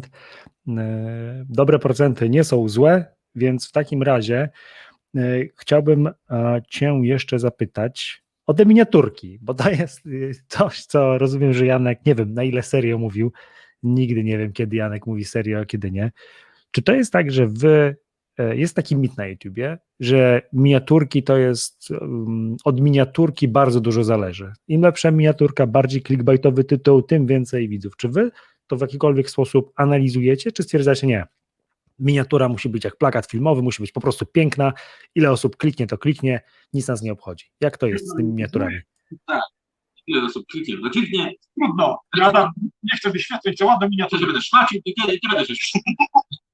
Nie no, szczerze mówiąc, wydaje mi się, że wiesz co, no raz czy dwa na te 8 lat zastanawialiśmy się, co zrobić, żeby te miniatury były bardziej klikalne. Zastanawialiśmy, to prawda, ale chyba nie doszliśmy do jakichś niesamowitych wniosków, bo nie będziemy, bo też nie wiemy, jakie są, przynajmniej ja nie wiem, jakie są te najlepiej klikalne miniatury. I na pewno to nie jest stricte mit, że od miniatur dużo zależy, bo ja sam kliknę taką nawet nieświadomie po prostu, no wiesz, no to, że klikam w jakąś miniaturę, no to prawdopodobnie no coś mnie w niej przykuło, prawda, no albo tytuł, albo coś, co zobaczyłem na tej miniaturze, więc tak na pewno jest, a my to raczej tak się, nie wiem. Ja myślę, że są pewne wytyczne, które się też zmieniają tak na dobrą sprawę, bo wiecie, często jest tak, że pojawia się jakiś twórca, który eksperymentuje z miniaturą, ten eksperyment się powiedzie, no i potem bardzo dużo osób robi podobne miniatury, no bo to działa w ten sposób. Zresztą ta psychologia behawioralna, jeżeli chodzi o social media, jeżeli chodzi o jakieś takie rzeczy, to jest jakby ludzie coraz bardziej z tego korzystają. No a jakby nie patrzeć, no jakby jesteśmy tylko ludźmi, można nas przeczytać i można nas zaprogramować. Ale wracając do tych naszych miniatur, wydaje mi się, że my tam mamy jakieś swoje takie wewnętrzne nasze wytyczne, tylko jednak zawsze górę bierze film. To znaczy, też chcemy, żeby ta miniatura troszkę zdradzała, jaki to może być film, jakby na co widz się szykuje, a to oznacza, że nie przyciągniemy każdego, bo automatycznie, jeżeli pokazujemy przykładowo, że to będzie czarno-biały film, wiele osób nie lubi czarno-białych filmów, na przykład. Albo po prostu nie kliknę, bo tam wydaje się, a to jakieś nudne pewnie, jakieś smuty idą teraz, zrobili takie, wiesz, kino czarno-białe, nie? Tak. Mimo, że to jest jeden z, mam wrażenie, najbardziej głupkowatych i zabawnych filmów, jakie ostatnio zrobiliśmy. Drugiego o agencie O Agencie 700. 700, tak, detektywie ZSR-ze. No Tak, ale masz rację z tym, że, tak, z tym, że właśnie miniatura, bo mam wrażenie, że chyba właśnie my traktujemy miniaturę jako pewnego rodzaju zwiastun, skoro normalne wszystkie filmy i seriale wypuszczają zwiastuny, głównie po to, żeby zachęcić widzów i pokazać im, czego się mogą spodziewać po danej produkcji. I wtedy widzowie już włączają dany serial czy film z nastawieniem odpowiednim. Z naszymi filmami tego nie ma zwiastunów. I mam wrażenie, że wielokrotnie albo cierpiały na tym odcinki te nasze, albo zyskiwały, bo widzowie na przykład wiesz, którzy śledzą wielkie konflikty, którzy lubią wielkie konflikty, włączają inny odcinek, Świetlne Wrota na przykład i czekają całe 5 minut czekają na śmieszne teksty. I nie ma śmiesznych tekstów. Gdyby wypuścić zwiastun, to wszyscy ludzie, którzy by kliknęli w film, wiedzieliby, że tu nie będzie słów, że to jest opowiadanie obrazu, historia, po prostu jakaś epicka tutaj fantazja na temat właśnie przenoszenia się do innego wymiaru. No my tego nie mamy, no nie wypuszczamy zwiastunów, więc miniatura jest tak naprawdę jedynym momentem, jedynym środkiem, żeby właśnie uprzedzić trochę widza, nastroić go odpowiednio, co to będzie, jaki to będzie świat, jaka tematyka, mniej więcej. Też nie spoilerować oczywiście przy okazji, ale tak, no. No, więc tak to sobie wygląda. Ale na pewno miniatury są ważne. To w ogóle bez równania. Myślę, że my w tym równaniu po prostu często wybieramy właśnie to, co Janek powiedział, to znaczy zobacz, troszkę zapraszamy do świata, niż jakby nie uwierzysz, co mu odpysknął. Co wydarzyło się potem? Słuchajcie, jest pewien problem z tymi miniaturami i w ogóle wyzwanie, z którym myślę, że się mierzycie i chciałbym poznać waszą odpowiedź na to. Jest coraz więcej treści dostępnych w sieci, nie tylko na YouTubie, ale także na VOD. Czas jest ograniczony i część widzów szuka treści krótkich. Powiedzcie mi, czy nie macie takiego trochę smutku, że jednak widzowie często mają tylko tą minutę nawet i najchętniej obejrzeliby kolejne przygody Tadeusza Pudełko w świecie Wiedźminów, a nie taką pełnoprawną produkcję, na którą spędzacie kilka miesięcy pracy. Czy to nie jest zniechęcające do tego, żeby jednak spróbować cały czas doskonalić warsztat i robić te duże filmy? Nie wiem, czy zniechęcające. Na pewno jest to w jakiś sposób tam troszkę może i przykre, bo te tendencje widać. Oczywiście, że tak, bo wszystko jest coraz bardziej skrótowe. Nie? Te TikToki to już jest w ogóle, jeżeli ktoś się zaczyna jakby wychowywać na TikToku, czyli na treściach, ja nie wiem, to tam 10 sekund ma? Minutę? Minutę. No to minutę, to wiesz, to i tak są, wiem, jakieś były takie 3-sekundowe czasem były, nie? Tak, takie to, ale to było takie artystyczne. Tak. Fajnie, no. Ze świata dysku chyba. I były te minutowe, te TikToki są minutowe widocznie, no to rzeczywiście treść skrótowa jest już po prostu do granic możliwości i widz, internauta może być faktycznie coraz bardziej przyzwyczajony do tej coraz częstszej zmiany. Musi mu się zmieniać, musi być kolorowo, musi być różnorodnie, nie może zostać w jednym świecie po prostu trochę dłużej, bo zaczyna się nudzić. I tak, no, ja mam nadzieję, że filmy i kino przetrwa. No. Nie tylko obecną sytuację na świecie, bo wiadomo, jak to wygląda teraz. Słuchajcie, jest dobry komunikat od Ewi. Widzowie Darwinów chcą więcej i więcej. Ewi, pozdrawiamy Cię i wszystkich, którzy teraz się pojawili, bo jest tu m.in. Back to the Future Polska. To chyba są wasi dobrzy znajomi. Pozdrawiamy. Jest Think Pink, pozdrawiamy wszystkich. Tutaj mamy też Paulinę Lincej i jest Paweł Mitrowski. Paweł, serdecznie Cię pozdrawiamy. Paweł już jakieś biznesy na czacie robi z widzami. Paweł, nie miałeś spać? Tak. Obiecywałeś, że pójdziesz spać. No, to ktoś inny cię dzisiaj przykryje. Tak, Melajki też chce więcej Darwinów, czyli dłuższe formy się utrzymają, tak będzie. Czyli podsumowując, nie ma pomysłu na wiralowość poza dobrymi filmami, a dobra miniaturka też nie jest zła. Przejdźmy do trzeciej części naszej rozmowy i porozmawiamy o pieniądzach, bo myślę, że to jest coś, z czymś wy się mierzycie, ale także wielu twórców początkujących, ale nie tylko początkujących, skąd wziąć te pieniądze. Ja chciałbym z wami chwilkę porozmawiać o waszej książce To nie jest koniec świata. Ile trwał proces produkcyjny i jeżeli możecie powiedzieć, ile udało się sprzedać książek?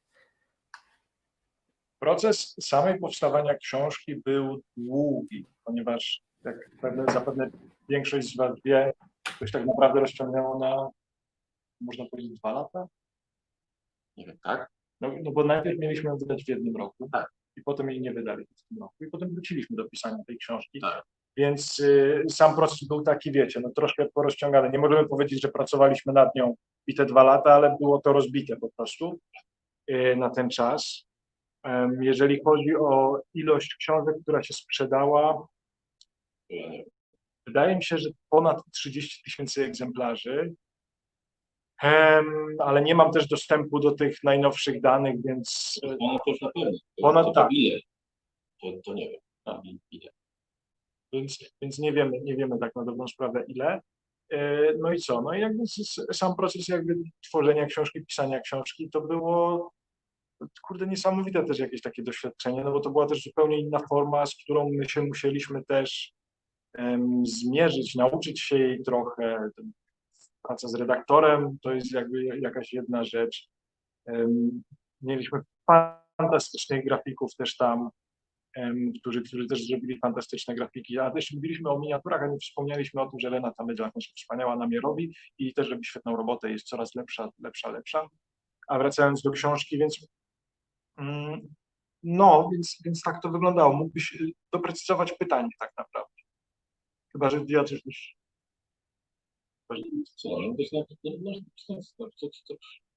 Generalnie praca wyglądała tak, że najpierw sobie ustaliliśmy, jakie w ogóle opowiadania chcemy zrobić, to znaczy jakie chcemy, żeby one tam były, jakich bohaterów powinny dotyczyć, jakie to powinny być historie, że to powinna być Basia, powinno być jej więcej niż u nas na kanale, bo teraz powstał short Basi i będzie premier miał to jakiś czas, ale do tej pory Basia była jednak drugoplanową postacią, a pomyśleliśmy, że widzowie ją na tyle lubią, jakoś tak z jakiegoś powodu się skradła ich serca, że kurczę, to jest najlepszy moment tak naprawdę, żeby opowiedzieć jakieś jej epickie w ogóle przygody, których w życiu byśmy nie mogli zrealizować na kanale. W średniowieczu, na Atlantydzie, w ogóle Bóg wie gdzie.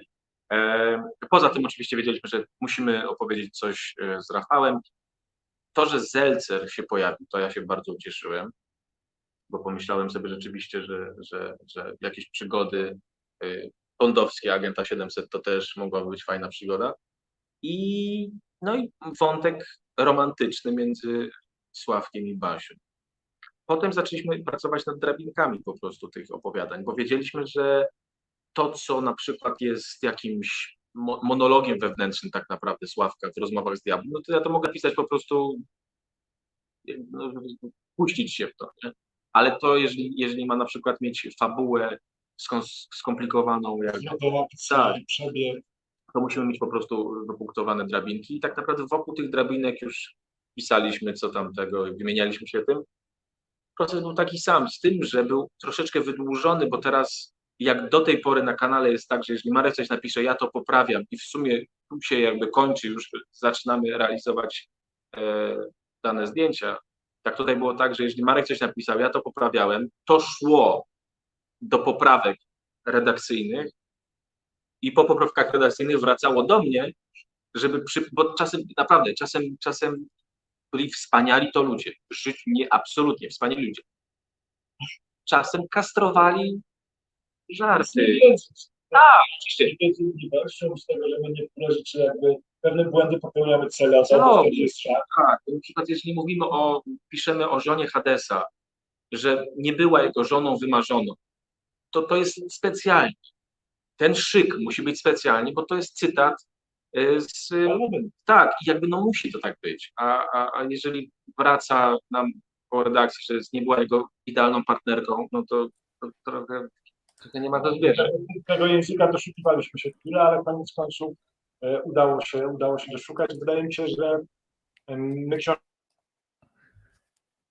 wydawaliśmy z Radkiem Kotarskim w Waltenbergu i wydaje mi się, że na tamten moment pewnie nie bylibyśmy gotowi sami jej wydać i tym bardziej bardzo dobrze wspominamy tę współpracę. Okej. Panowie, czy książka jest do powtórzenia? Myślicie, że będziecie w stanie stworzyć kolejną? Ja myślę, że bardzo byśmy chcieli, na pewno nie mówimy nie. Myślimy sobie już nad jakimiś kolejnymi, jakby to powiedzieć, tematami, bo już chcemy do tego też spróbować podejść też jakoś inaczej. Więc tak, na pewno byśmy chcieli, na pewno sobie nad tym gdzieś tam pracujemy. Nie jest to jakieś priorytetowe zadanie, ponieważ na ten rok wzięliśmy inne, ale myślę, że jeżeli koronawirus nas nie zabije i będziemy mogli dalej robić, to Oby nas nie zabił. Panowie, jest tak, że tutaj pojawiło się pytanie, myślę, że bardzo, bardzo szerokie. Frania Łuczak, jesteście wielką inspiracją dla młodych, kreatywnych osób, niekoniecznie po studiach, od czego zacząć. Nie chcę was zapytać, od czego zacząć, natomiast gdy rozmawiamy o pieniądzach i o produktach, to chciałbym was zapytać, w którym momencie zaczęliście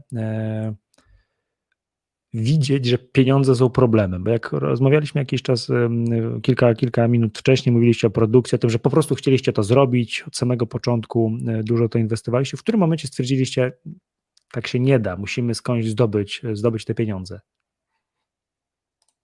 no ja myślę, że to już było tak naprawdę po wielkich konfliktach, czyli po tym momencie, w którym już zaczęło, że tak powiem, publiczność zaczęła być większa. My sobie wtedy też narzuciliśmy tempo, żeby robić dalej. To była jakaś taka spirala tego wszystkiego, to znaczy było coraz więcej widzów, mieliśmy poczucie, że trzeba robić jakby coraz więcej. Wtedy ekipa już też się nam rozszerzała, był z nami wtedy też Karol. Te plany robiły się coraz większe i jednocześnie poprzez to, że zwiększaliśmy też to podejście filmowe, czyli światło dopożyczyć, takie rzeczy, no to te rzeczy zaczynały być po prostu coraz bardziej drogie. Mieliśmy, pamiętam, wtedy taki ambitny plan, żeby robić to trochę pół na pół, to znaczy zrobić coś komercyjnego, a potem finansować z tych pieniędzy resztę, ale to się w ogóle nie udawało, bo było za mało tych komercyjnych zleceń, kiedy już miały za niskie budżety, więc to miało bardzo koślawe nogi. I wydaje mi się, że to był na pewno moment, w którym odpaliliśmy Patronite'a, był już takim momentem. To już byliśmy pod ścianą. Ale zorientowaliśmy się wcześniej, szukaliśmy różnych źródeł, ale nam to bardzo, bardzo ciężko szło, to było bardzo trudne.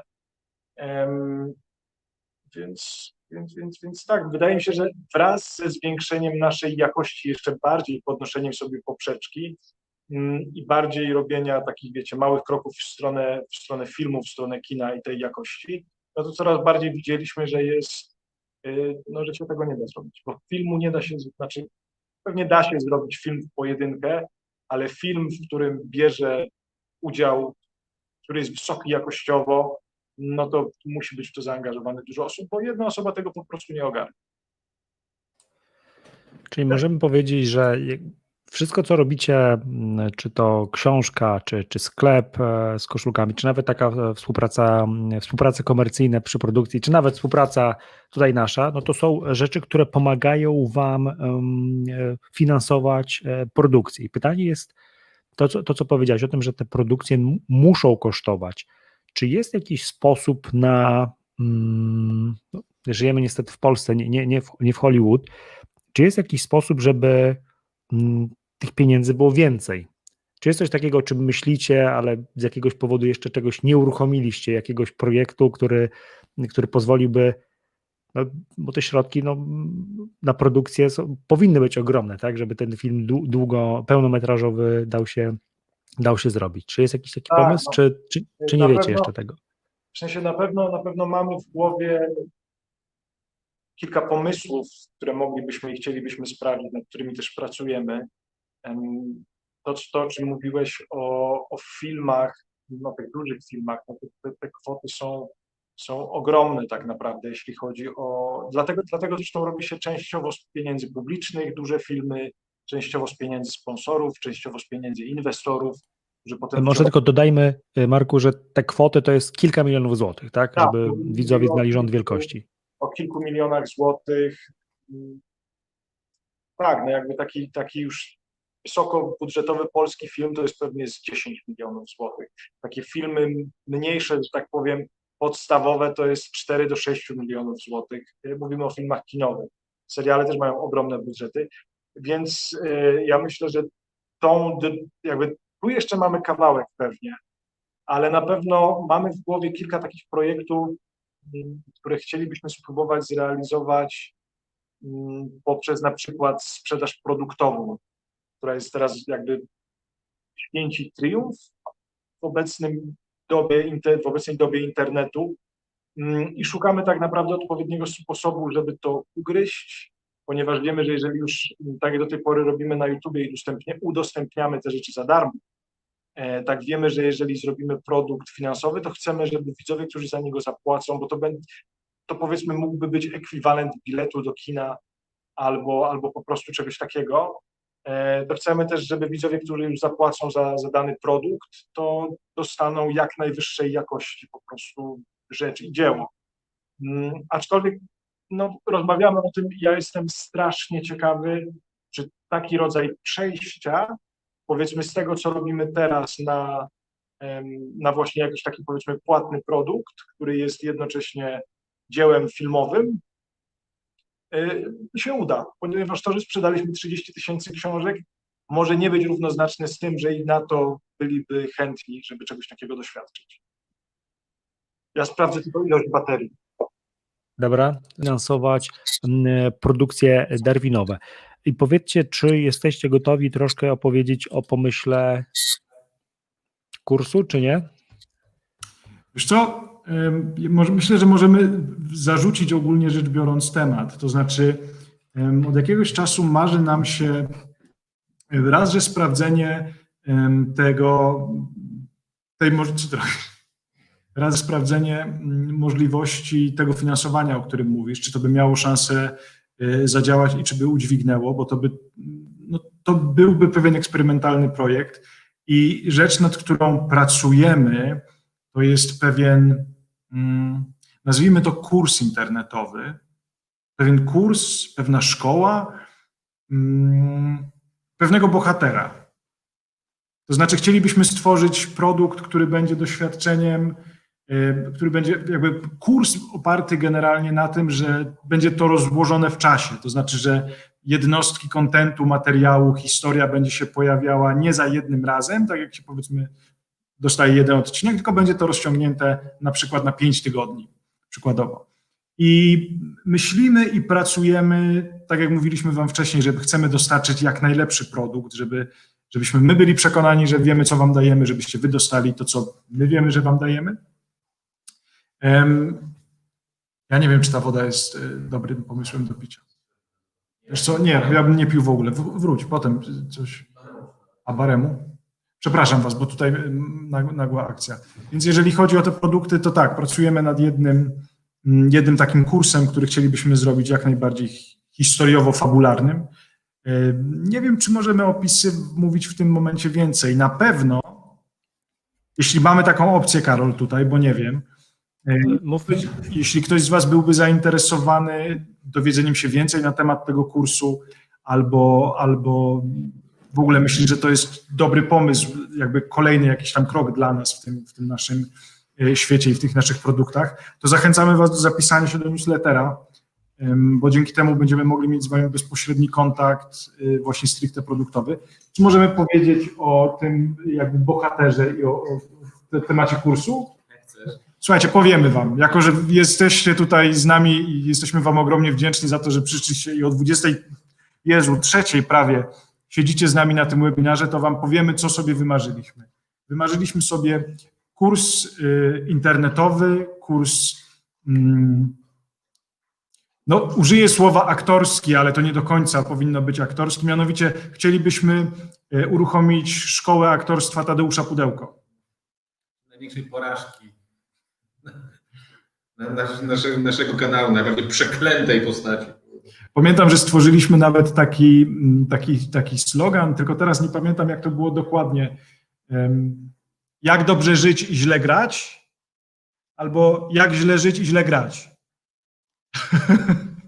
Więc generalnie całość byłaby, no właśnie nie do końca byłaby kursem w rozumieniu takim, w jakim rozumiemy teraz kursy internetowe, to znaczy kupujemy kurs, by zdobyć jakąś wiedzę. W tym wypadku kupowałoby się kurs, by zdobyć jakąś rozrywkę, dobrze spędzić czas i poznać jakąś historię, więc to jest tak na dobrą sprawę największa chyba zagadka tego, nad czym się zastanawiamy i z czym się głowimy, to znaczy jak to mądrze ugryźć w ten sposób. I to chyba mogę powiedzieć na razie tyle. Nie wiem, Karol, ty masz wgląd do komentarzy, więc może jesteś w stanie powiedzieć, czy... Tak, no generalnie ludzie są zachwyceni. Uwaga, więc pokazuję. Nela. Widzicie to czy nie? Tak. Widzicie, Nela, Monika, wow, Paulina. O, no może bez moich dzięków, bez komentarza. Wiktoria. Frania Łuczak. Może wiecie, jakie byłyby reakcje widzów, gdyby musieli za to zapłacić? Bo to jest jakby... Tak, to znaczy, może to też nie jest... jest jakby to, nowa seria na kanale.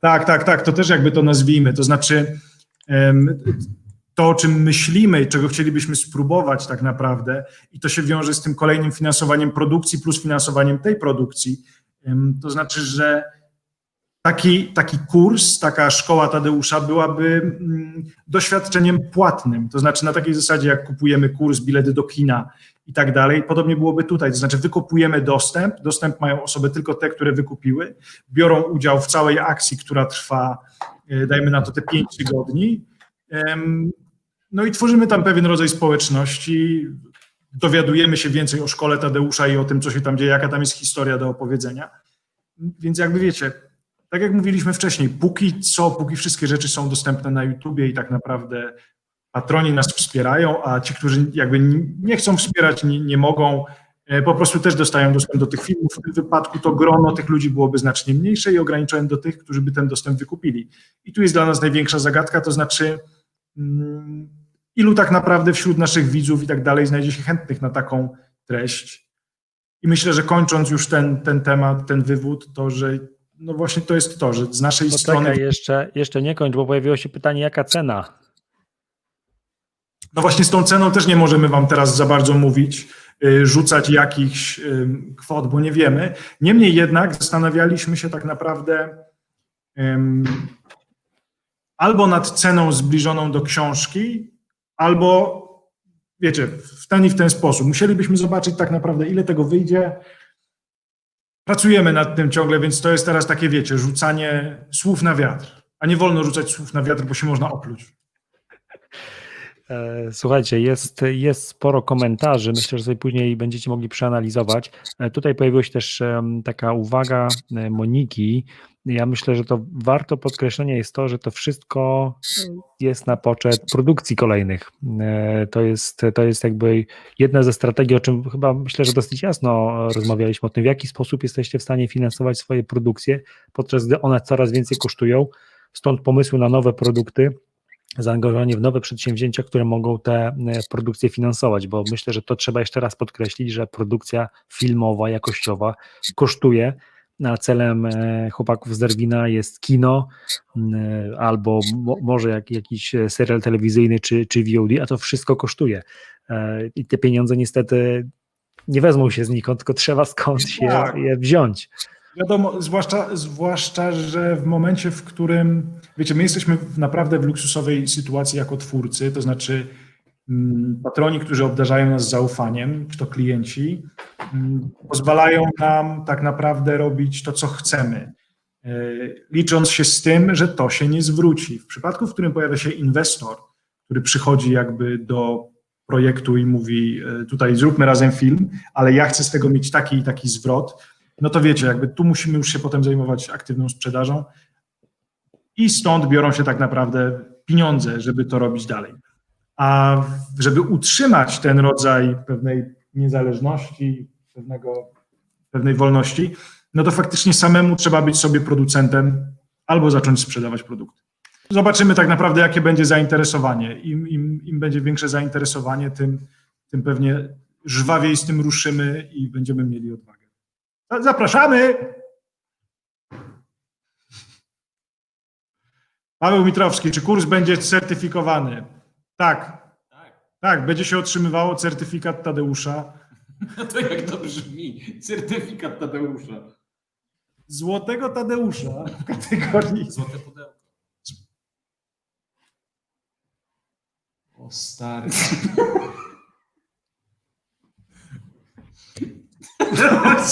No tak, złote pudełka będziemy rozdawać. To jest piękne.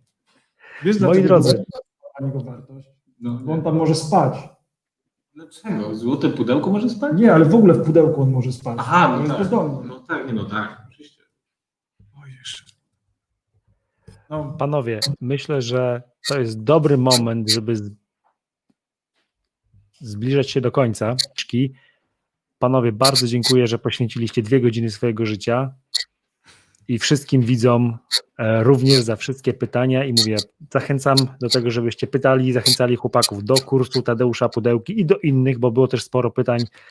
Widzowie chcieliby się dowiedzieć o tym, jak produkujecie. Moi drodzy, bardzo ja nie mogę nic powiedzieć, bo ty już się żegnasz. Więc nara, spadajcie, już skończyłem. Internet mam do 23, potem sąsiad bierze. No. Kochani, bardzo serdecznie wam dziękujemy za waszą obecność na tym webinarze. Przepraszamy za problemy techniczne. Tak jak Karol was zachęcał do kupna książki, również zachęcamy. No myślę, że to też może być dla nas jakiś taki wstęp do nie tylko opowiadania historii, ale dzielenia się też tym naszym doświadczeniem produkcyjnym, które jest, mam wrażenie, wyjątkowe ze względu na rodzaj i specyfikę tego, w jaki sposób to doświadczenie zdobywaliśmy. Więc bardzo wam serdecznie dziękujemy, zapraszamy, zapisujcie się na newsletter i co? I działamy dalej. No. poczekaj, bo mnie Han Solo tu błaga. Czy kurs byłby bardziej teatralny, czy filmowy, czy ogólnie aktorski? To ja doprecyzuję, to znaczy ja myślę, że od Tadeusza Pudełko nauczyć byśmy się mogli tylko złego aktorstwa, ale cały kurs, tak jak my o tym myślimy, jak nam się to marzy, miałby być tak naprawdę jakimś, wiecie, trochę doświadczeniem, trochę przeżyciem, trochę poznaniem historii tej szkoły, no i trochę też takimi, mamy nadzieję i tak byśmy to robili, i tak chcemy to robić, po prostu dobrą rozrywką. Tak, bo to jest jakby bardziej chyba konwencja kursu, forma kursu, ale jakby sama treść tyczy się, powiedzmy, szkoły aktorskiej Tadeusza i myślę, że jeżeli pod tym kątem, no to on nauczy ich złego aktorstwa teatralnego i złego aktorstwa filmowego. Tak, więc jakby myślę, że tu jest case, nad którym się głowimy, to znaczy jak wykorzystując format, jakim jest kurs internetowy, opowiedzieć fajną historię, która będzie rozciągnięta na 5 tygodni, czyli można powiedzieć, że będzie w pewien sposób jak serial i jednocześnie da nam tyle rozrywki, ile staramy się dawać wam na samym kanale, więc jakby jest tu dużo znaków zapytania takich, ale tak jak Karol powiedział, będziemy szukać alternatywnych różnych źródeł, więc Słuchajcie, jest sporo. To my już pomachać możemy- widzom.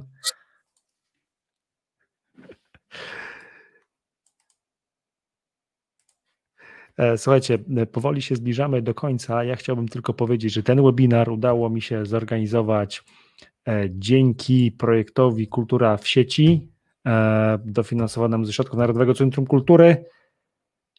I tutaj jeszcze wstawiam coś takiego. I bardzo wam serdecznie dziękuję.